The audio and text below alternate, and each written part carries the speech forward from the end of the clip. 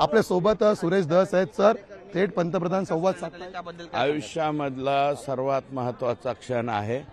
एवढा सुंदर क्षण आम्हाला आता मिळू शकत नाही आणि नेक टू नेक बोलून फूड अँड ड्रग्स ॲडल्ट्रेशन ॲक्ट बाबत जर काही बोलता आलं, कारण केंद्र सरकारने त्याच्यामध्ये 2006ला मनमोहन सिंग साहेब असताना हा कायदा झाला. याच्यामध्ये 1954 नंतर एकही अमेंडमेंट ह्या कायद्यामध्ये नव्हती आणि जी अमेंडमेंट झाली ती अमेंडमेंट जनतेच्या बाजूची व्हायच्या ऐवजी ह्या म्हणजे UPAच्या सरकारमध्ये चुकीची झालती.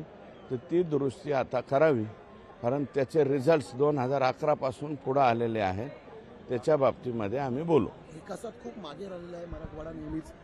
नाही, आमच्या विकासाच्या बाबतीत मुख्यमंत्री महोदयांच्यावरती आमचा विश्वास आहे. मुख्यमंत्री आमचे काम करतील. आता बळ मिळेल का पंतप्रधानांमुळे सुद्धा? हो, 100%. सर नमस्कार, धन्यवाद. हे होते सुरेश धस. कॅमेरामन रोहित कांबळेसह मी चेतन नावरे, मुंबई. लोकशाही मराठी ऐका, पहा, जागरूक रहा.